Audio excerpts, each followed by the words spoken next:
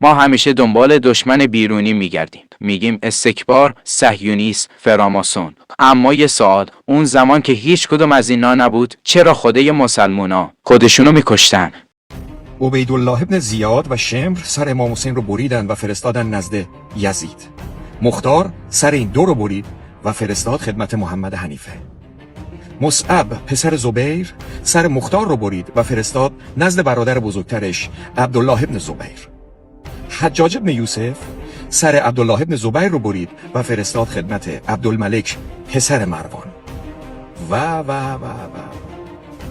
اینجا سوال پیش میاد، اون زمان نه استکبار جهانی بوده، نه صهیونیست ها بودن، نه فراماسونر ها بودن، نه بهایی ها بودن. کی بین شما این نفاق رو مینداخته که برادر کشی میکردیم، عموزاده کشی میکردیم، همدیگر رو لط و پار میکردیم؟ ریشه دار بوده.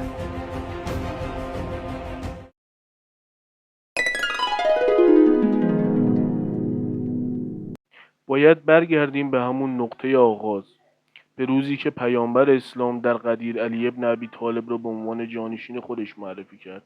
عده‌ای از همون روز با این انتخاب مخالفت کردند، نه از روی بیدینی بلکه از روی دنیا طلبی، تعصب قبیله‌ای و رقابت بر سر قدرت.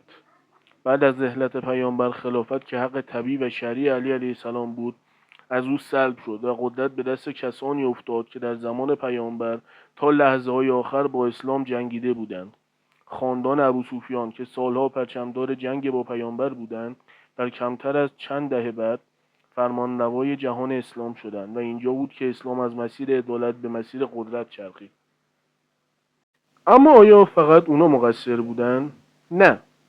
مشکل اصلی درون خود جامعه عرب بود، جامعه‌ای که هنوز از قبیله‌گرایی جدا نشده بود، دین رو تازه پذیرفته بود، اما فرهنگش هنوز جاهلی بود. برای همین وقتی دین با منافع قبیله یا قریش در تضاد می‌افتاد، اون چه که قربانی می‌شد حق بود، نه قدرت. نفاق از بیرون نیامد، نه یهود، نه روم، نه هیچ قدرتی اون زمان توانایی نفوذ نداشت. این جهل و خودخواهی درونی مسلمانان بود که دروازه نفاق رو باز کرد. همون چیزی که امروز هم اگه مواظب نباشیم تکرار میشه.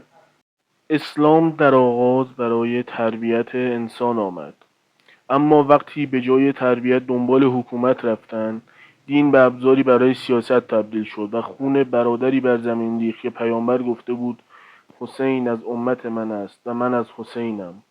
و در نهایت باید گفت ریشه آن جنگ ها نه در دشمنی بیرونی بلکه در حماقت و دنیا طلبی خود عرب آن زمان بود.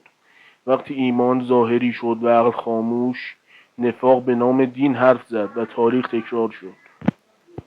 در کل اگر بخوایم به دنبال مقصر بیرونی نباشیم و نفاق درون خودمون رو بشناسیم، اون وقت شاید دیگه مجبور نباشیم هر نسل همون تاریخ رو دوباره خونبارتر تکرار کنیم.